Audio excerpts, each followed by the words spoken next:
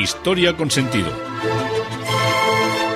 Un podcast realizado y presentado por Juan Carlos González.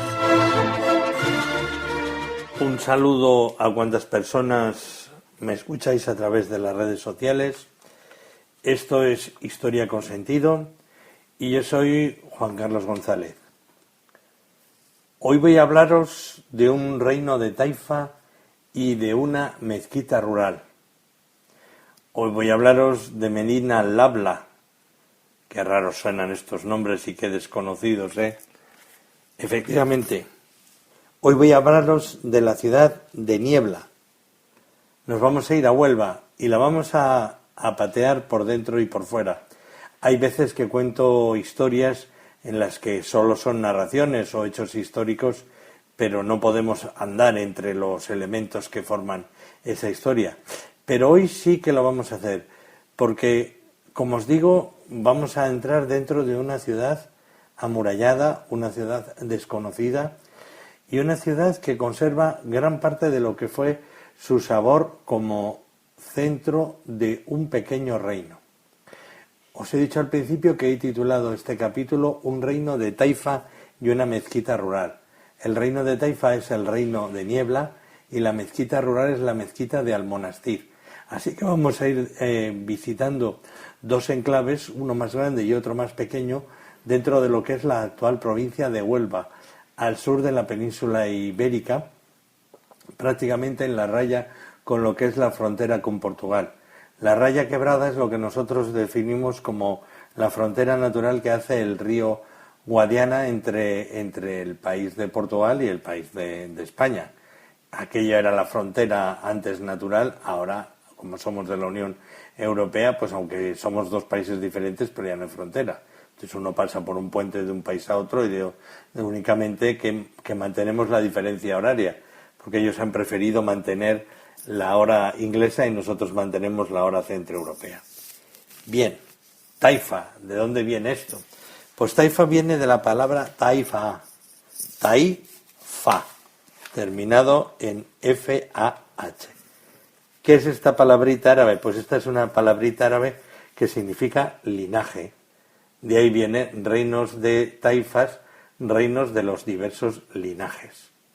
Bien, las taifas, ¿qué fueron? ¿Por qué Niebla fue un pequeño reino de taifa? Bien, pues las taifas son un conjunto de pequeños estados que surgen cuando el califato de Córdoba se desmorona.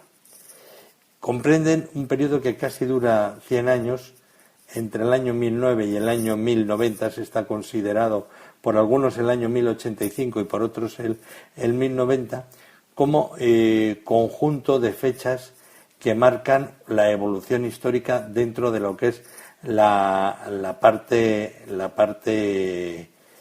que está ocupada por los musulmanes.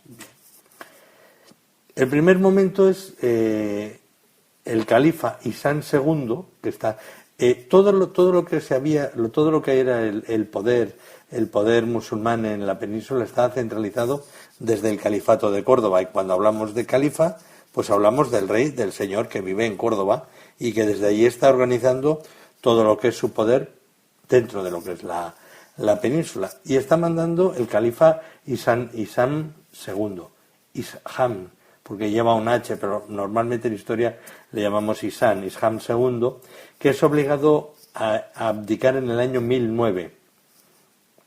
Y esta es la primera parte del origen de los reinos de taifas, que va desde el 1009 hasta la abolición formal del califato, que tiene lugar en el año 1031. En ese momento se suceden en el trono de Córdoba 9 califas de las dos dinastías que están aquí mandando, que son la dinastía Omeya y la dinastía Amudí.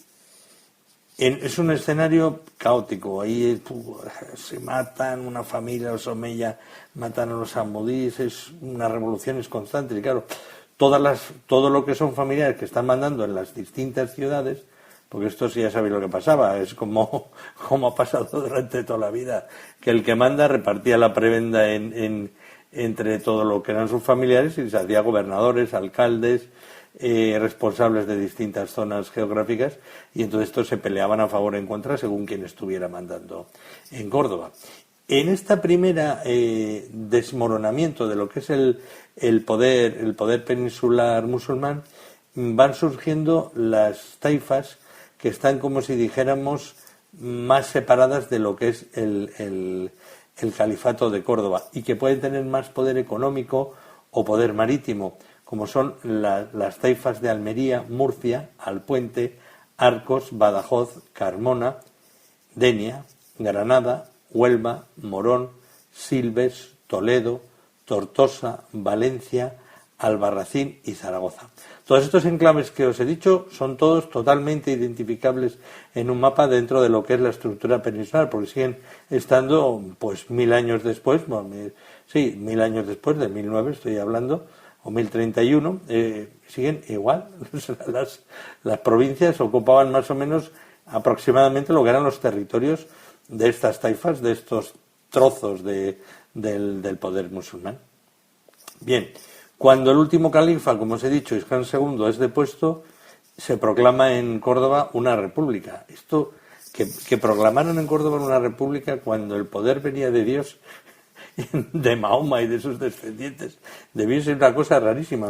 Es una cosa que tengo que estudiar, cómo fue el impacto que tuvo en todo lo que era la mentalidad musulmana, porque no lo había contemplado hasta ahora.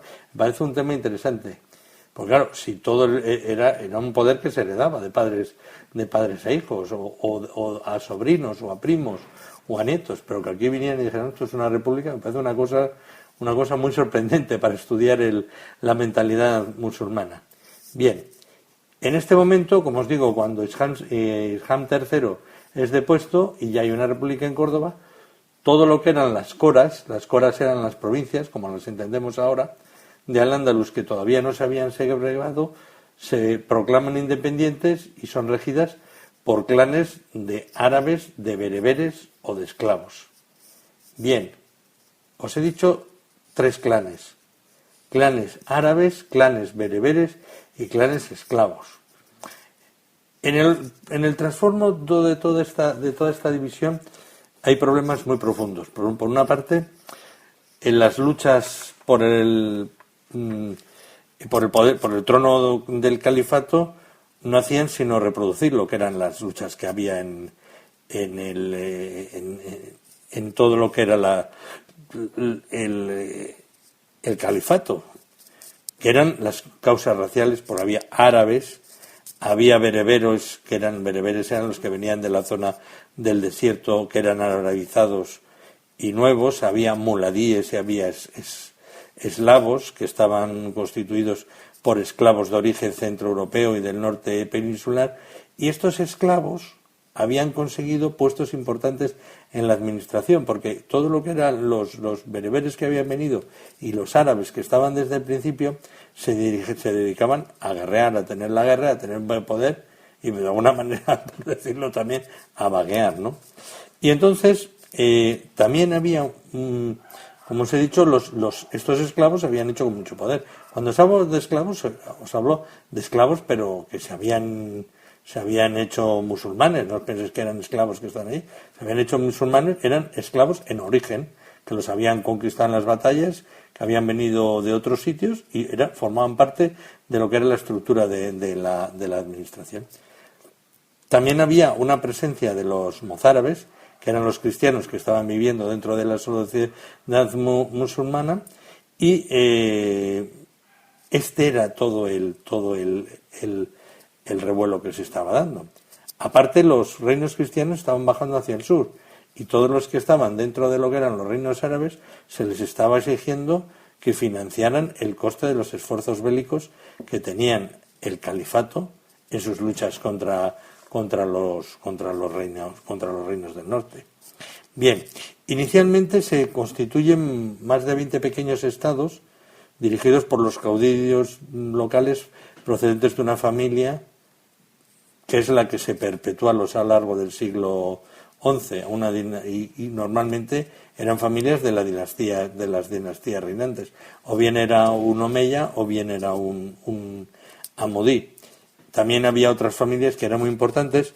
Por ejemplo, en Valencia había una aristocracia árabe que era muy culta y muy poderosa, que eran los ameríes, que eran descendientes de Almanzor. Y en Zaragoza había como dos familias importantes, que eran los tayubíes y los sudíes. En la zona occidental se hicieron con el poder tribus de bereberes que estaban muy arabizadas y que formaban parte de la población andalusí desde los inicios, desde cuando Tarik pasa a Gibraltar. Por eso Gibraltar es Gibr al-Tarik, la montaña del Tarik, a comienzos del siglo XVIII. Después, otra de las familias poderosas son los abtasíes de Badajoz, los brizalíes de Carmona, los ciríes de Granada, los amudíes de Algeciras y Málaga y los abadíes de Sevilla. Con el paso de los años, la taifa de Sevilla, que había conquistado todas las taifas de la Andalucía occidental y parte de la taifa de Murcia, va teniendo más poder.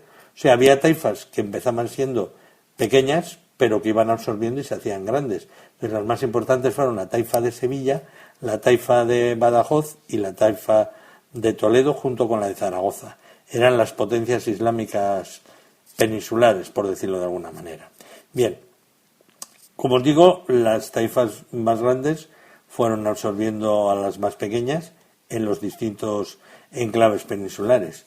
Y durante el apogeo de las taifas, que fue en el siglo XI, los reyezuelos de las taifas intentaban reproducir las estructuras del califato omeya, pero a escala menor. Entonces competían. Fue importante porque no solo querían ser los más importantes a nivel militar, sino que lo querían hacer con un lujo, así como diciendo, nosotros somos tanto como el califato de Córdoba. Entonces se rodearon de poetas, de científicos y de artistas, y fue paradójicamente el periodo del máximo apogeo de la cultura andalusí, y cuando más se escribía, y entonces se hacía una carta y le mandaban al otro reino de taifa y le dijo, pues nosotros aquí hacemos, tenemos tantos poetas que recitan poesía, tenemos tantos astrólogos que miran las estrellas, y mucho de lo que es la cultura peninsular se ha conocido a través de este ensalzamiento de las matemáticas, de la astronomía, de la poesía y de la arquitectura, porque los reyecillos, los reyezuelos no, eran tan legítimos como otros, ¿no? Le dan mucha importancia a lo que están haciendo y se lo cuentan a los de alrededor y a otros reinos distintos. Bien, todo esto, los califatos, como son pequeños, también son más fácilmente atacables que una estructura de un califato fuerte que puede movilizar muchas tropas. Entonces, muchos enclaves de estos taifas son sitiados, son atacados por los cristianos y son sometidos a un pago de tributo, un tributo anual a los monarcas cristianos que se llaman las parias. Bien, todo esto cambia con la conquista de Toledo en 1085 por parte de Alfonso VI de Castilla, y entonces los reyes de los taifas dicen, este ha conquistado Toledo, esto ya es una amenaza, y entonces tenemos que llamar a las trofas que están en Marruecos y en el norte de África, que es donde está el sultán almorávide, que se llama Yusuf ibn Tasufín, y pasa el estrecho de Gibraltar, se establece en Algeciras, que es la primera ciudad nada más cruzar el estrecho, y intentan reestructurar el poder, pero ya desde un poder controlado, aunque todavía se mantiene parte de la estructura de las taifas, por los almorávides que tenían su sede al otro lado del mar, en Marruecos. Bien, estos almorávides fueron muy peleones y vencieron al rey Alfonso VI en la batalla de Zalaca, y fueron conquistando sucesivamente todo lo que eran las taifas. Como os he dicho, lo de los reinos de los taifas va desde el año 1009 hasta el año 1090, casi 100 años. Tiene la primera etapa, que es la etapa que va del 9 al 31, y entonces son las apariciones de los primeros reyes o califas que van desembarazándose de lo que es el poder del califato de Córdoba, y que son muchas veces los que están alentando la lucha para conseguir la independencia, la lucha interna dentro de lo que es la ciudad de Córdoba. Entonces ya se van haciendo con los poderes en las taifas, van acuñando moneda y van creando una administración independiente. Del año 1031 al año 1045 desaparece ya la figura del califa, y los reyes de los taifas pues nombran visires, tienen una corte monárquica, tienen intelectuales, poetas, y hay una cultura de estilo literario paregínico, que es para contar, uy, este rey que tenemos, qué maravilloso es más brillante que la luz del sol. Pues todo este tipo de cosas que tanto lo estaban haciendo los reinos de taifas como estaban haciendo los reyes cristianos. ¿Qué taifas se mantenían fuertes? Pues las que tenían recursos mineros, recursos marítimos, recursos de agricultura, que eran las que podían pagar a los militares, que eran ya esencialmente fuerzas mercenarias. Y luego el tercer periodo dentro de esta etapa de los primeros reinos de taifas es la que va de 1045 a 1090, en la que hay muchas guerras internas, porque los reyes del norte los cristianos les están empezando a exigir los tributos. Y entonces todo esto ya se desmorona, por decirlo de alguna manera, en 1085, cuando Alfonso VI consigue fracturar todo lo que es el centro neurálgico de la cultura musulmana, tomando la taifa de Toledo y estrangulando la vía medular de comunicación andalusí, que iba desde Tortosa, desde la zona de Cataluña, a Sevilla, pasando por Zaragoza y Toledo. Y ahí se está produciendo también un trasvase de poder de lo que era la taifa de Valencia, la taifa de Zaragoza y las taifas de Badajoz y de Sevilla, que termina con la llamada de los reyes de taifas de Badajoz y Sevilla para que les ayuden a los almorávides. Bien, os voy a hacer una relación os sonarán muchos de los nombres de los taifas y cómo evolucionaron.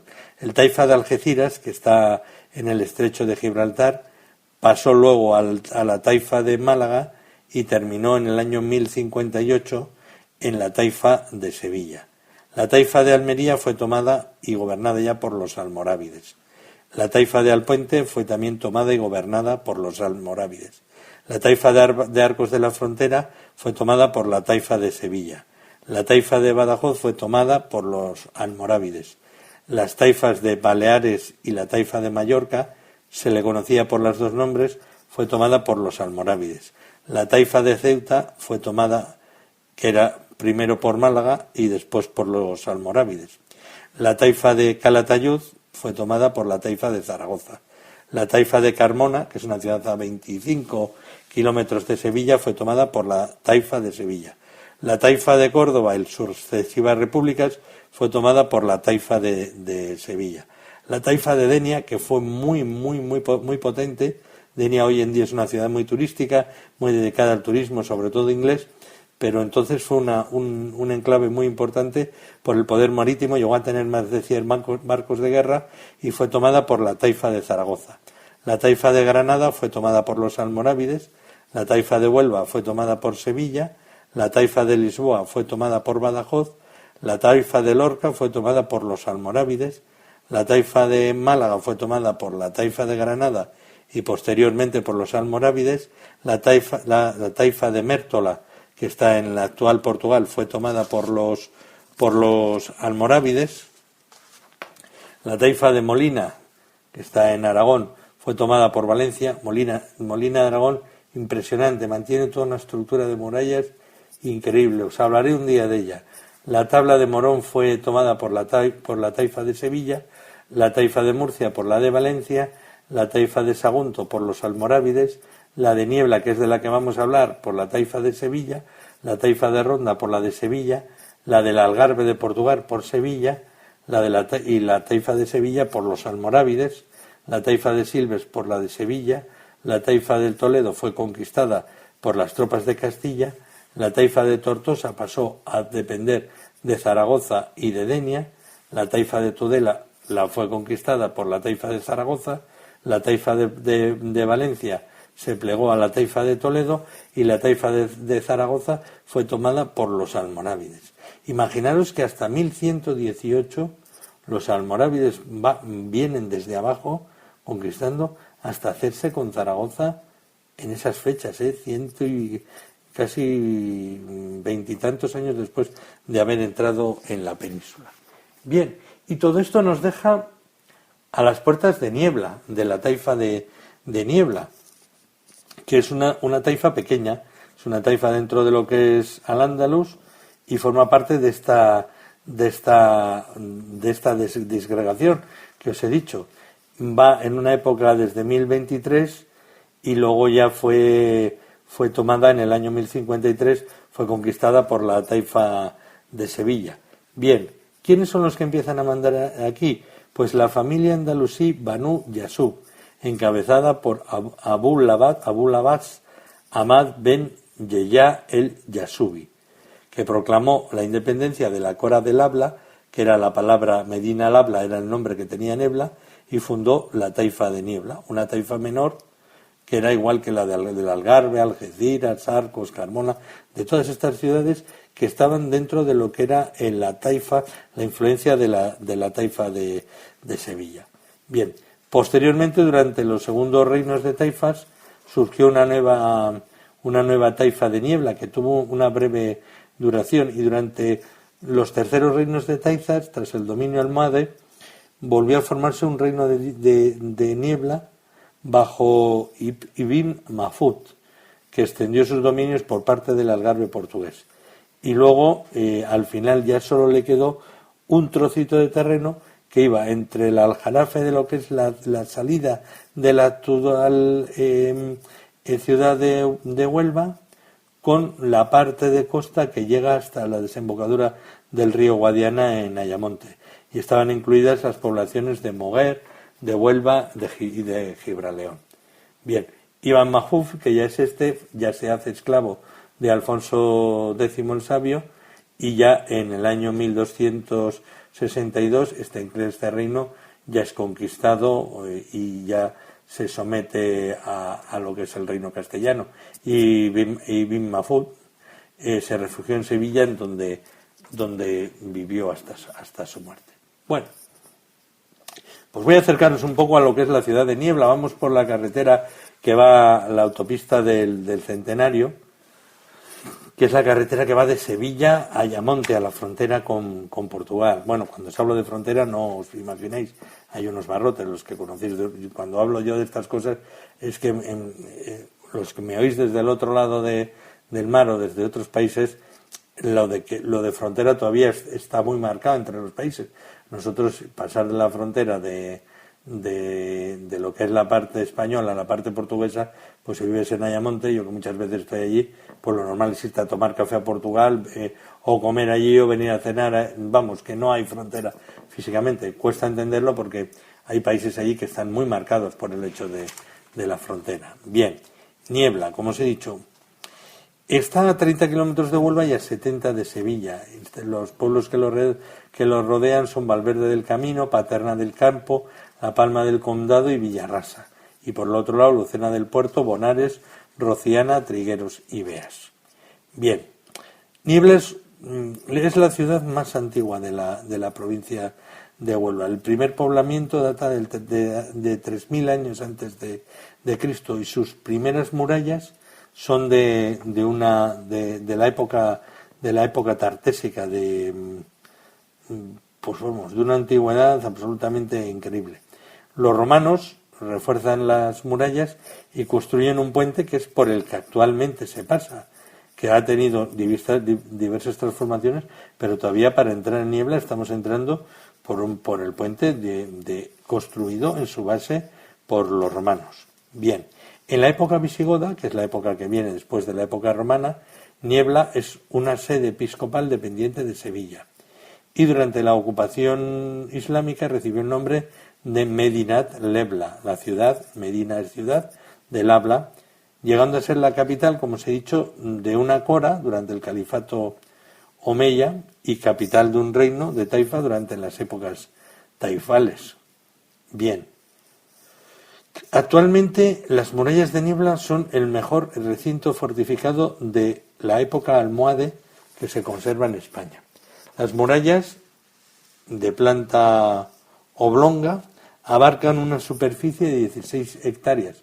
Cuentan con 50 torreones, de ellos 48 rectangulares y 2 octogonales. Y el estado de las murallas corresponde a las modificaciones realizadas por Ibn Mahfud antes de que la ciudad fuera tomada por Alfonso X el Sabio. Bien, ¿qué vemos cuando nos acercamos a la ciudad de Niebla? Pues bueno, voy a ser serio, o sea, voy a contaros la verdad. Cuando uno se acerca se lleva una decepción impresionante, porque hay una fábrica de cemento o de fertilizantes, yo no sé exactamente, creo que es de cemento. Una fábrica enorme que ocupa todo, entonces uno se acerca allí y dice, bueno, Niebla, esto es la joya de la corona, ve la fábrica y dice, ¡oh! Claro, pero es un poco nuestro paradigma, ¿no? Los pueblos tienen que vivir de algo y ese pueblo ha vivido durante muchos años de hacer cemento y la gente ha vivido de eso. Pero claro, es un poco la antiestética. Entonces vas acercándote al pueblo y vas viendo una fábrica enorme que tapa todas las murallas, tapa todo el pueblo. No ves más que la fábrica, ¿eh? Yo os cuento lo que he visto. Bien, rodeas la fábrica y amigo, ahí ya te descubres porque lo que hay detrás es impresionante, las murallas. ¿Cómo son las murallas? Las murallas no las construían, porque como en una zona donde no había excesiva cantera de piedra, no se construían una piedra otra piedra, sino lo que hacían eran las esquinas y la parte alta sí que la hacían con piedras labraditas, pero todo lo que eran los lienzos grandes y muchos trozos de la muralla, lo que hacían era una especie de argamasa y luego eso lo lucían, lo dejaban lisito, entonces son superficies de paredes lisas que en muchas ciudades, como en el caso de Granada también, estaban pintadas de blanco, de rojo, entonces da un aspecto impresionante. Cuando empiezas a ver todo lo que es la muralla, que no la abarcas con la vista, y empiezas a dar la vuelta a la ciudad y te cuesta un buen rato dar la vuelta a todas las murallas, descubre que es impresionante. Cerco de murallas es impresionante. Hay un castillo, pero como es un castillo de los Guzmanes que está dentro de la muralla, castillos hay miles. Nosotros aquí, bueno, miles no, hay cientos y mucho mejores que el castillo de los Guzmanes. Entonces os voy a describir un poco cómo es la estructura de las murallas y las puertas que hay. Bien, hoy en día se conservan 5 puertas que están dentro de torreones. Os imagináis todo lo que es la estructura. Un torreón y por la parte de abajo tiene la puerta por donde se entra. Bien, las puertas son la Puerta del Socorro, que está en lo que es la Plaza de San Martín, y a través de ella hizo su entrada Alfonso X cuando tomó la fortaleza y recibe su nombre de la pintura de un fresco que aparece en las paredes del interior del torreón, que representa la imagen de una Virgen del Socorro. Esto es ya del siglo XVI, pero bueno, como estaba la Virgen del Socorro ahí pintada, la tradición popular, o sea, el vulgo, la llama la Puerta del Socorro. Después está la Puerta del Agujero. La Puerta del Agujero es por donde normalmente se entra ahora al pueblo. Yo siempre entro por ahí y entro con el coche, para adentro. O sea, la ciudad es una puerta pequeña. Yo creo que mucha gente, porque luego que las calles son tela de estrechas y ahí muchas veces pasas con el coche justo. Pero yo, como siempre he pasado y veo que los del pueblo pasan, pues yo me meto hasta el centro del pueblo y aparco el coche ahí delante en un parking que hay justo detrás del ayuntamiento, en el centro. Si no sabéis conducir muy bien, no os liéis, porque igual os metís en una calle y no podéis salir, porque son estrechas, pero la pericia de los conductores hace que hagamos estas cosas. Puerta del Agujero. No es una verdadera puerta, sino que era el arco de la antigua ciudadela romana. Era el arco por donde se pasaba, que estaba metida entre 2 torreones, y de ahí se pasaba al interior. Puerta de Sevilla es la que conduce al Camino de Sevilla y es la mayor parte de la construcción árabe, aunque es árabe, perdón, de la Puerta de Sevilla, y conserva muchos elementos romanos. Después está la Puerta del Agua, que es de estilo almohade mudéjar, y el acceso se realiza por una escalinata de altos peldaños que da paso a un arco de herradura enmarcado por alfiz. Alfiz es como que apuntara, hacia, como que tuviera una punta, sobre el que descansan 3 arcos lobulados. Después, enfrente del río Tinto, el río Tinto es el río que está dando vuelta a una parte de la muralla, está la Puerta del Buey, que está situada, como os digo, frente a lo que es el agua, y es la puerta más occidental del recinto amurallado, es una de las más hermosas que hay. Es de estilo almohade mudéjar, con un arco de herradura, también marcado por alfiz, donde descansan 3 arcos lobulados, como las que os he descrito anteriormente. Puerta del Buey, nombre de la Puerta del Buey, que a mí me sorprendió. Pregunté allí, dice que según la tradición, durante el sitio de Niebla, cuando lo rodeaban durante los meses de asedio, los cristianos, pues los víveres escaseaban. Entraban por el río por la noche, tenían mucho guardado, pero claro, allí había hambre, ¿no? Y entonces, para decir, bueno, aquí ya os vais a cansar, que nosotros vamos a aguantar lo que sea. Y Ben Mahfouz hizo salir por esta puerta un buey bien cebado para demostrar a los cristianos que no había escasez y que podían seguir resistiendo el asedio durante meses. Bien, la Puerta del Embarcadero, estamos en la parte que da al río Tinto. Debe su nombre porque ahí llegaban y era donde se cargaban los barcos cuando el río era navegable. Ahora como se han hecho represas y todas esas cosas, actualmente está bastante derruida. Y después, en el vértice de las murallas, se encuentra la Torre del Oro, que ahora la están restaurando, y cuenta la leyenda que tenía campanas de oro y que fueron arrojadas al río y que algún día aparecerá. Bueno, todas estas historias que tienen los pueblos, las murallas, los recintos y los enclaves. Bien, nada más entrar, nos encontramos con lo que son los restos hoy de la iglesia de San Martín, que se trata de la antigua mezquita menor almohade, que luego más tarde, tras la conquista de la ciudad, fue concedida por Alfonso X a los judíos como sinagoga, y posteriormente sobre esta sinagoga se construyó la iglesia de San Martín de 3 naves y crucero, formando dos capillas. Se conserva la cabecera y el ábside del siglo XV, que es gótico mudéjar, de planta dodecadenal y estrechos ventanales, y la primitiva puerta principal con doble arco de herradura. Cerca también se aprecian los restos de la capilla mayor, y anexa a la iglesia de San Martín se encuentra la capilla del Señor de la Columna, porque tiene una imagen que la sacan en procesión ahí entre los siglos XIV, XV, pues es muy antiguo, muy antiguo. Y la joya de la corona de lo que es Niebla es la iglesia de Santa María de la Granada, que es la antigua, es el primer edificio religioso que se levantó en este lugar, fue un templo romano, del que se conservan las columnas, o sea, todavía están las basamentas romanas. Sobre él se hizo una iglesia visigoda, de la que todavía se aprecian muchos elementos. Y hay una tabla ornamental muy bonita, una como si dijéramos un panel así muy labrado, y la silla episcopal de piedra de la antigua Elepla. Elepla era el nombre visigodo que se le daba a esta ciudad. Pero sobre todo lo que se conserva es los elementos del monumento islámico, que es la mezquita mayor de los siglos X y XI. A comienzos del siglo XIV se derriba parte de la mezquita y se eliminan las arquerías para elegir en su lugar 3 naves mudéjares con cubierta de artesonado y un presbiterio gótico de complejas bóvedas ojivales estrelladas. Cuando entras dentro te sorprendes porque queda, conforme vas entrando, todavía no voy a entrar todavía. Queda lo que es el alminar, o sea, el minarete, que luego fue reutilizado como campanario. Y en lo que es la entrada de la iglesia, con las arcadas califales, hay lo que era el patio de las abluciones, que era donde se lavaban los pies los musulmanes antes de entrar a celebrar el culto. Cuando entras enfrente de la puerta, orientado exactamente hacia la Meca, queda un mihrab, que es esa especie de hueco donde los musulmanes atribuyen la presencia divina, que está perfecto, se aprecia perfectamente. Pero claro, cuando los cristianos entran en la iglesia para cristianizarla, no podían tener de cabecera algo que mirar al Islam, ni un mihrab encima.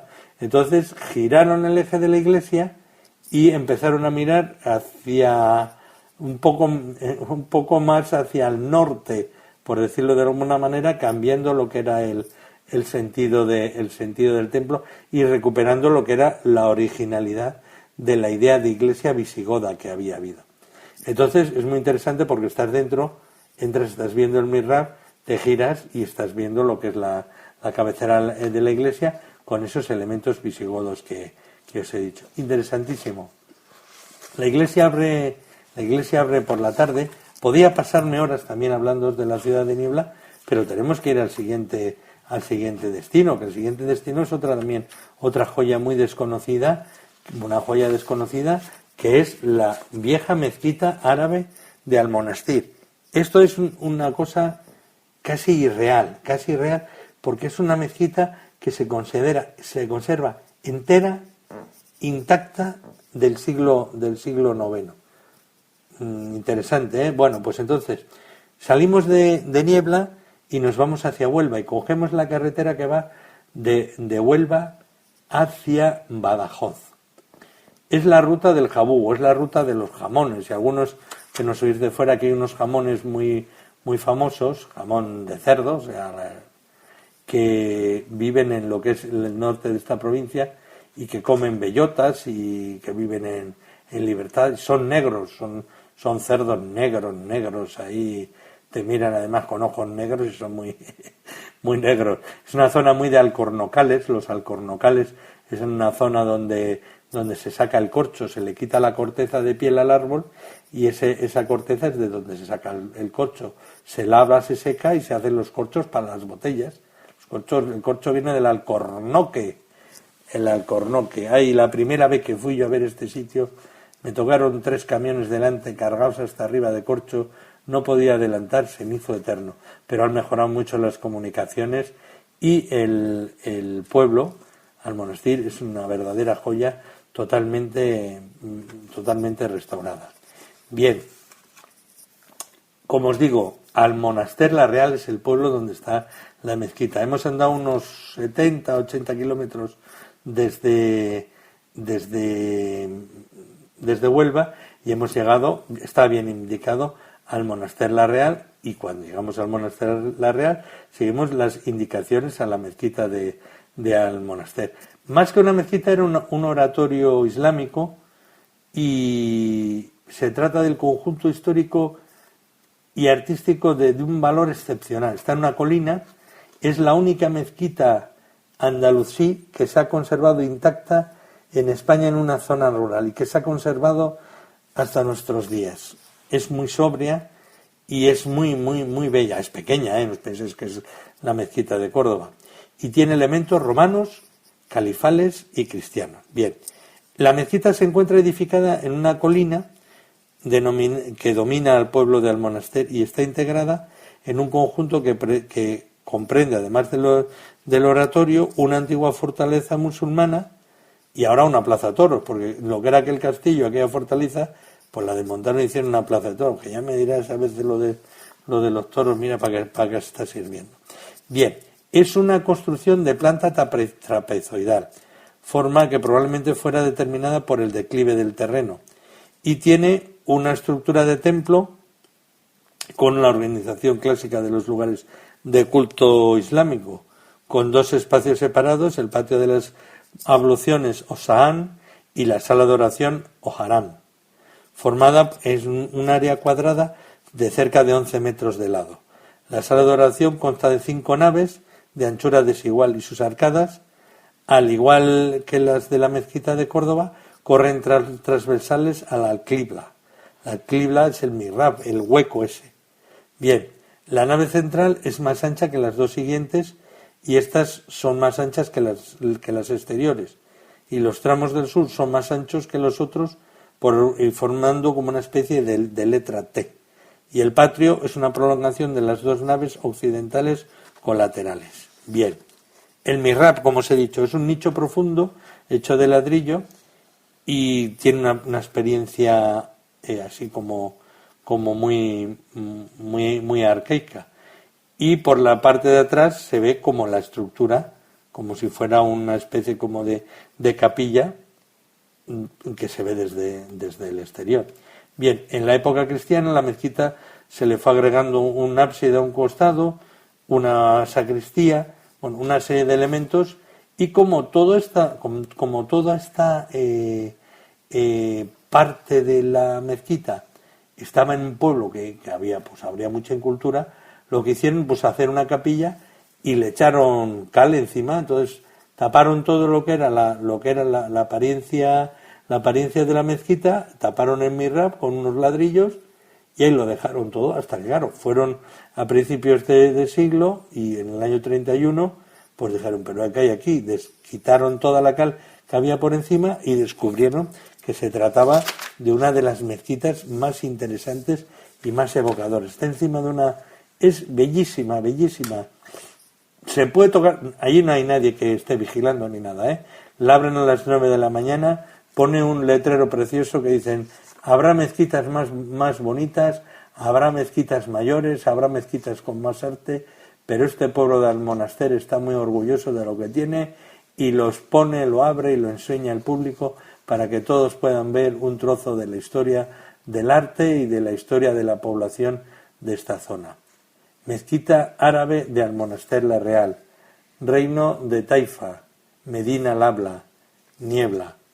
Hoy nos hemos ido y hemos recorrido, nos hemos metido por las puertas, por las callejuelas, hemos tocado los ladrillos, las piedras de los visigodos, las murallas.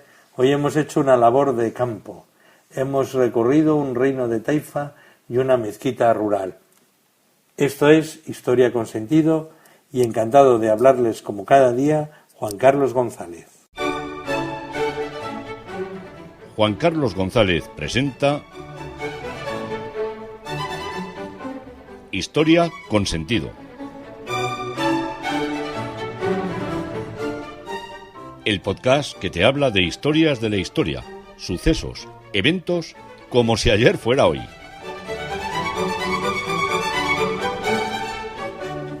Escúchanos mediante Spreaker o iTunes.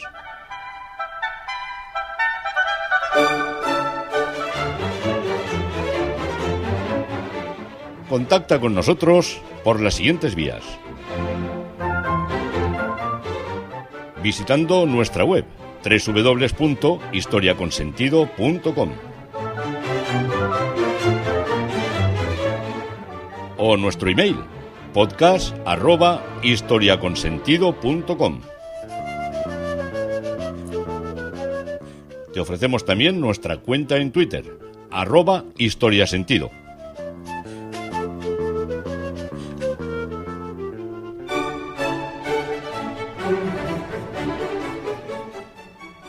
Historia con Sentido, un podcast de Juan Carlos González.